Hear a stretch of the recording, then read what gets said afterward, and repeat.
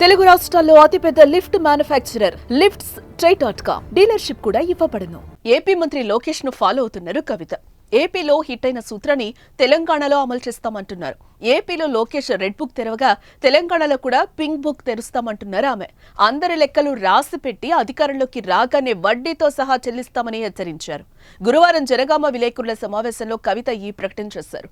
తమకు ఉద్యమం ఎలా చేయాలో, లెక్కలు ఎలా రాసుకోవాలో జయశంకర్ నేర్పించారని చెప్పారు. అక్రమ కేసుల నుంచి బీఆర్ఎస్ కార్యకర్తలను కాపాడుకుంటామని, అధికారంలోకి రాగానే కాంగ్రెస్ లెక్కలు తీసి అంతకంతా తిరిగి చెల్లిస్తామని చెప్పారు. ట్విట్టర్లో ఎవరైనా ఒక కమెంట్ పెడితే భయం ముఖ్యమంత్రి గారికి, తెల్లారి కల్లా అరెస్ట్ వస్తుంది ఇంటికి. ఫేస్బుక్లో ఎవరైనా ఒక వీడియో పెడితే భయం ముఖ్యమంత్రి గారికి, తెల్లారి కల్లా పోలీసు వాళ్ళు వస్తారు.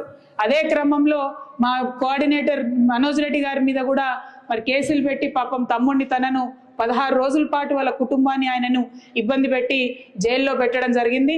మేము కూడా చూస్తూ ఉన్నాం. బీఆర్ఎస్ కూడా పింక్ బుక్ మెయింటైన్ చేయడం మొదలు పెడుతుంది. ఇబ్బంది పడద్దు, ఇంతకింత తిరిగి చెల్లిస్తామని కూడా మీకు తెలియజేస్తా ఉన్నాం. మీ రాహుల్ గాంధీ ఏమో పాకెట్లో రాజ్యాంగం పట్టుకొని తిరుగుతాడు. ఇక్కడ రేవంత్ రెడ్డి గారేమో రాజ్యాంగాన్ని కాల రాసి అక్రమ కేసులు పెట్టుకుంటా తిరుగుతాడు. చూస్తూ ఉన్నాం. డెఫినెట్గా లెక్కలు మేము కూడా పెట్టుకుంటాం. మాకు జయశంకర్ సార్ నేర్పించిండు లెక్కలు ఎట్లా రాయాలనో, ఎట్లా ఉద్యమాలు చేయాలనో. ఇప్పుడు మా మీద అక్రమ కేసులు పెడుతున్నారు. మా కార్యకర్తలను కాపాడుకుంటూనే మీ లెక్కలు కూడా తీసి ఇంతకింత మేము అధికారంలోకి వచ్చినాక తప్పకుండా తిరిగి చెల్లిస్తామని ఈ ప్రభుత్వానికి హెచ్చరిక చేస్తూ మరి కార్యకర్తలందరి పక్షాన బీఆర్ఎస్ పార్టీ నిలబడి ఉంటుందని చెప్పి మీకు మరొక మారు భరోసా ఇస్తూ థ్యాంక్ యూ. జై తెలంగాణ, జై కేసీఆర్, కేసీఆర్ గారి నాయకత్వం, జై బీఆర్ఎస్.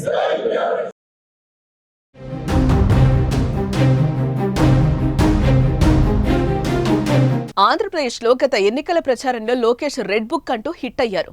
యువగళం పాదయాత్రలో రాష్ట్ర వ్యాప్తంగా పర్యటిస్తూ నియోజకవర్గాల వారీగా తాము రెడ్ బుక్ లో రాసుకుంటున్నామని, టీడీపీ నాయకులపై దాడి చేసిన వాళ్లను, అవినీతి అక్రమాలు పేర్లు రాసుకుని అధికారంలోకి వచ్చిన తర్వాత వారి సంగతి తేలుస్తామంటూ హెచ్చరించారు.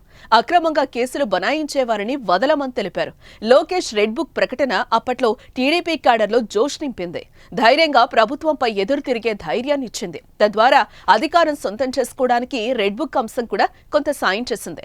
ప్రస్తుతం వైసీపీ నాయకుల అరెస్ట్ రెడ్ బుక్ లో భాగమంటూ టీడీపీ సోషల్ మీడియా వేదికగా ప్రచారం జరుగుతోంది. వైసీపీ నాయకులు రెడ్ బుక్ రాజ్యాంగం అంటూ తీవ్రంగా విమర్శలు చేస్తున్నారు.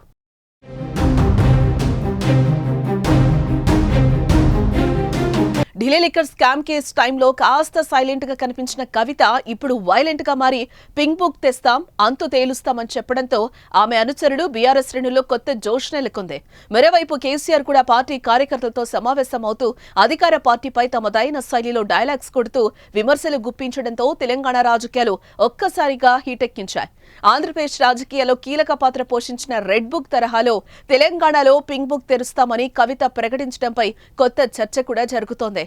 మరి చెప్పినట్టుగా కవిత పింక్ బుక్ తెరుస్తారా? ఏపీలో ప్రభావం చూపెట్టినట్టు పింక్ బుక్ ఎఫెక్ట్ కనిపిస్తుందా? మరి కవిత ప్రకటనకు కాంగ్రెస్ నుంచి ఎలాంటి రీసౌండ్ వస్తుందో అన్నది చూడాలి.